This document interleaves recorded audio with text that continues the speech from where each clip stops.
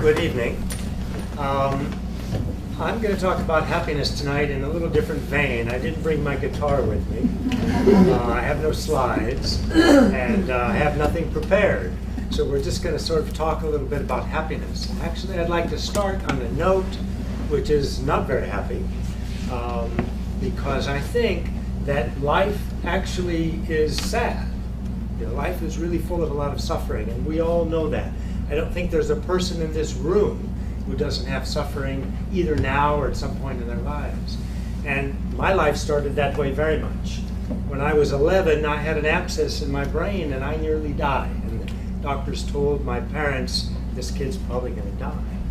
Fortunately, I didn't. But as a result of that experience, the neurosurgeon who saved my life, I think he operated 4 times on me, I wanted to be like him, you know. And that's actually why I became a doctor. There wasn't a history in my family of doctors. So I became a doctor because I really wanted to do what he did, you know, save people's lives and help people. So I did that. And then I found that it wasn't quite enough. You know, to work on the physical body was not quite enough. So I got interested, sort of, somehow some books came to me when I was young, when I was an adolescent, on Zen Buddhism, and they just moved me deeply. I didn't understand them, but they moved me deeply. And then slowly I got involved in Buddhism, and now I'm a Buddhist monk. And sometimes I have to pinch myself, and I say, what am I doing? And I had the great fortune to spend a lot of time with His Holiness the Dalai Lama, who's an amazing individual. In some ways, he's not human. I take care of him. I'm one of his doctors, and I get to be with him sort of intimately, and I realize that this person has something very, very special. So I want to know, what is that? This man is truly happy. He's truly happy. And he deals with so much suffering, people coming out of Tibet that have been tortured, and you know, I see it, they cry and they cry. They just break down in front of him. It happens almost every day of his life. And they tell the horror stories, and he listens very compassionately and loving. And this man, it doesn't faze him in the sense that he doesn't get down. He's very, very happy. So why? What's going on here? So, I mean, I don't really know, but I have a few little things that I'd like to talk about tonight. Firstly, I have to sort of say this as a doctor, and I believe it's true. We have to take care of our bodies. We have to be physically healthy as best we can. Some things, of course, we can't control, but the best we can. In my case, I let it slide for many years thinking I was a yogi, and I'm not. I didn't eat well and, you know, all that stuff, and I got very thin and had lots of problems health-wise. Now they're doing much better because I'm taking care of my body. I'm eating well, I'm exercising. That's important. Those of us that are parents, monks, we don't marry, I don't have children, but those of us that are parents, it's very, very important to love our kids, to really give them affection. It's not enough just to feed them and give them some pocket money and be away at work as the kids grow up. It's not enough. That robs the kid of the potential happiness. We need to really pay attention, spend time with our kids, and really shower them with affection. Now, they may become spoiled kids. That's a problem, right? We need some discipline, but we really need to give them affection, because children get affection when they grow up. As they grow up and when they're adults, are happier, okay? So don't rob them of that experience, please. Affection for children is extremely important. And now what I really wanted to talk about is, how can we enhance the kind of happiness that we already have? I mean, sometimes it's not there. We suffer a lot, we get lots of obstacles, we have too high expectations, we don't know where home is, and you know, we suffer a lot, we have a lot of problems, but sometimes we're happy. How can we enhance and make that happiness richer so that our lives are more meaningful, and that happiness just naturally goes out to those that are around us, and they get sort of a contact high, you know? Well, what I want to talk about is this. I want to talk about first, I want to mention some medical studies. I want to mention some medical studies that show happiness is actually related to good health. Several decades ago, there were some very important studies with women with breast cancer, divided into 2 groups. Both groups got the standard treatment when indicated: surgery, chemotherapy, radiation therapy. Same in both groups. One group, in addition, got TLC. It's an old term, means tender loving care. Yeah, they got love. Okay. And it turns out that that group that got the love, they were happier. Okay? Not only were they happier, but they lived longer. They lived longer. So it actually helped them have, better health, even in the face of suffering from breast cancer. Many studies have now been done on the immune system. The immune system is enhanced.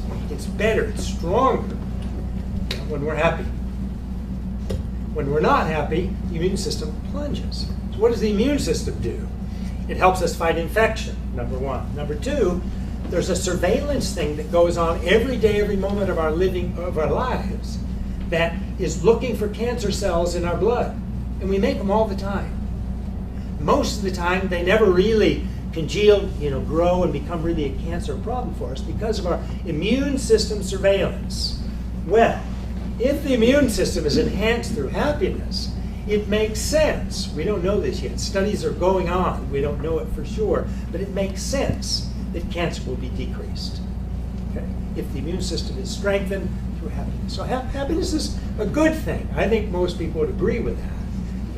That happiness is a good thing. We want to be happy. We don't know how to become happy.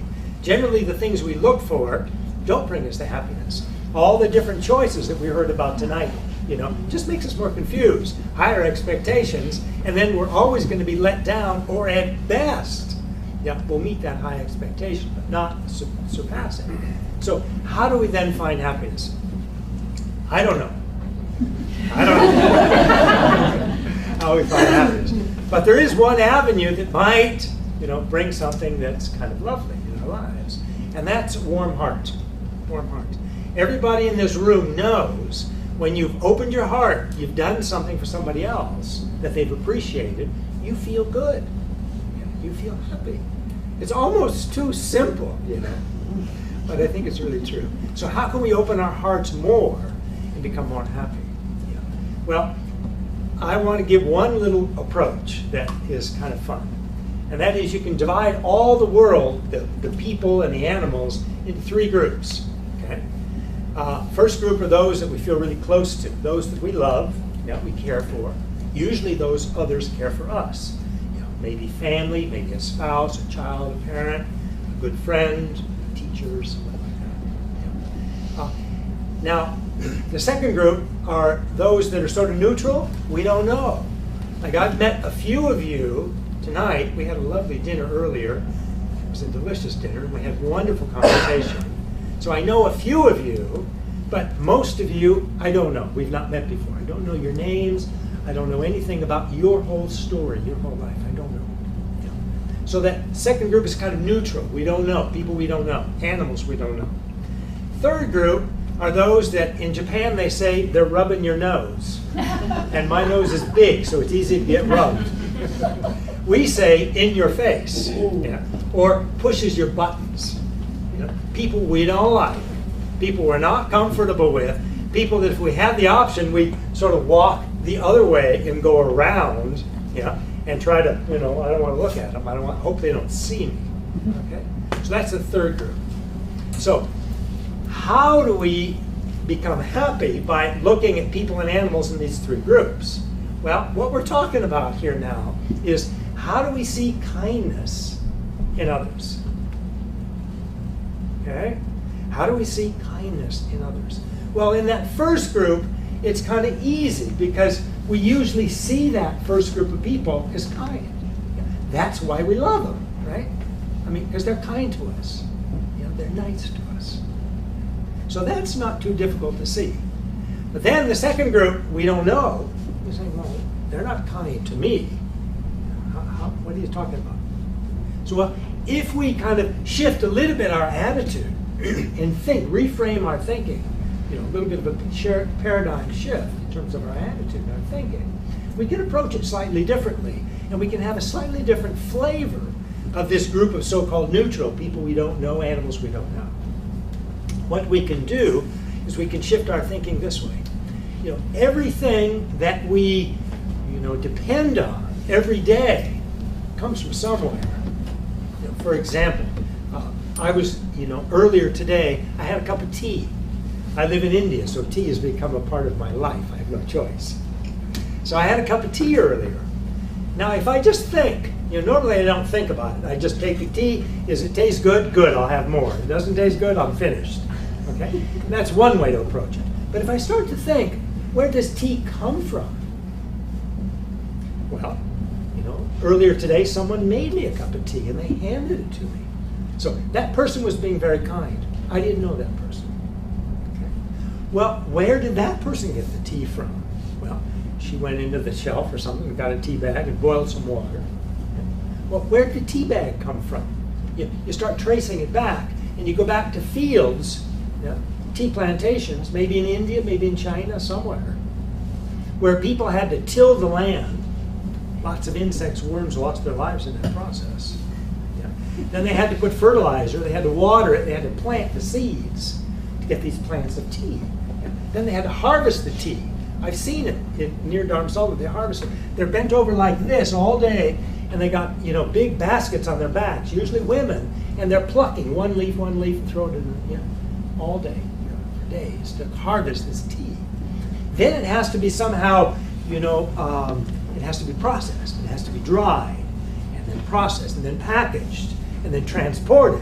Well, how do all those things happen? Just take the truck, the big truck that transported the tea from that plantation to some packing house, so it could be packaged, and then sort of marketed.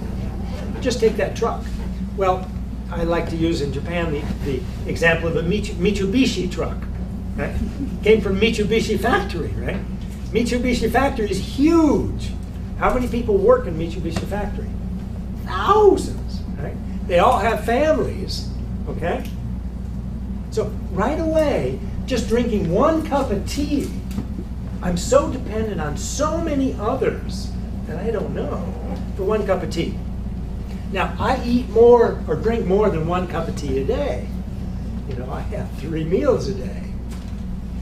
I have clothing that I wear. Right? I have chairs that I have to sit in sometimes when I'm listening to beautiful music. Or I have books that I want to read that are made of, from trees, etc. And all the things, the electronic kind of stuff that we use, these are complex things that require so many people's thought and implementation to get these complex things like cameras and with all the the cell phones that really are not simple, right? They have so many different gadgets and so many different things. This comes from the effort of so many people that I don't know. So if we begin to think this way about that second group that we say we don't really know them, kind of neutral, we begin to think that, wow, this is quite something. They've done all this for me. And then you say, oh, wait a minute. They didn't do it for me. They don't know me. They did it because they're making a salary. They got kids to feed. They've got a life that they've got to sustain every day. Pay the mortgage, pay the gas, pay the insurance, everything. So they didn't do it for me. They didn't intend to do it for my benefit. Then you say, okay, that's okay, no problem. That's right, they didn't. But still, had they not made that effort, I wouldn't have got that cup of tea. I wouldn't have had that camera, that clothing, that house, that car, on and on and on. So many people and animals come together to allow me not only to survive every day so I don't die, but to thrive and to enjoy and to prosper and to be educated. So in that way, that whole group of sort of neutral, so-called neutral people, all of a sudden we can see there's actually some kindness, unintentional, nevertheless kindness that they're showing me. Third group of people. You may say, nuh-uh. You can't convince me this third group of people are actually kind. These guys are my enemies. Whatever I can do to stave them off and give them the hardest time possible, that's what I want to do. And they show me no kindness. In fact, they show me exactly the opposite. Well, is that really true? Well, that's our ordinary way of thinking, what I just said. That's what we ordinarily react and think. That those so-called enemies, I want nothing to do with them. They're not kind to me at all. The opposite, they're trying to harm me. And in the worst case, maybe even trying to kill me. Okay. Well, that's our normal way of thinking, right? Normally we're not very happy, so maybe our normal way of thinking is limited. So if we start to think like this, that group, that third group, in some way they actually are being kind to us. How? Anybody here in the room never get angry? Raise your hand. I rarely see a hand at all, and if I do, I wonder, is that person really being honest? We all get angry. Yeah, that's part of life. We get frustrated, we get upset, we get irritated, you know. And it happens often many times every day. That we may not express it, but we may be boiling inside, you know. Yeah. So that getting angry, we don't like it, you know. Anybody like getting angry? Not really. Sometimes you feel bold, you know, you get angry. Oh, I got it. I feel strong, you know. Oh no, what did I do? Stupid. We feel regret right away. We don't feel good about being angry. And it robs us of our peace. Our blood pressure goes up, our pulse rate goes up, we get red in the face, we start shaking and sweating, yeah? And all we can think about is red when we really get angry. Yeah? So we're not peaceful, we're not happy, we're not calm and relaxed when we get angry. So anger actually is an obstacle for us. In the Buddhist system, it's also a long-term obstacle because that brings a lot of negative stuff for us in the future if we get angry. But certainly even in the present moment, when we get angry, we don't feel good, we don't like it. So how can we kind of begin to work on our anger, reduce it a bit, yeah, so we can actually feel more happy? Well, when other people are in our face, we have an option. We can, like the knee-jerk, automatically just get angry, retaliate. Or we have a choice. We can say, I'm not going to react that way. I'm going to react with tolerance and patience. I have a choice. Yeah. So I try that. I tell myself, okay, now I'm getting irritated. I'm in this situation. I know what's going to happen. I'm going to get angry. I'm not. I'm going to act with patience and tolerance. And then, boom, I get angry. Doesn't work the first time. We got to do it again and again. It's training. Anybody ever run a marathon in here? Anybody do it after one day of training? How many years did you train before your marathon? 6 months. Thank you. 6 months. That's incredible. But I'll bet before 6 months, you'd been doing a lot of running for before that. 5 years. It takes training every day, doesn't it? Hours every day. The mind is no different. Training the mind is no different than training the body. It takes regular, you know, meditation. The actual meaning of meditation is familiarization. And it's training, doing it every day, doing something positive every day, getting the mind used to it, training. So in that way, these people that are in our face, rubbing our noses, you know, really get us upset, these become our teachers because they help us practice patience and tolerance, and they help us become less angry and more happy individuals. Thank you very much.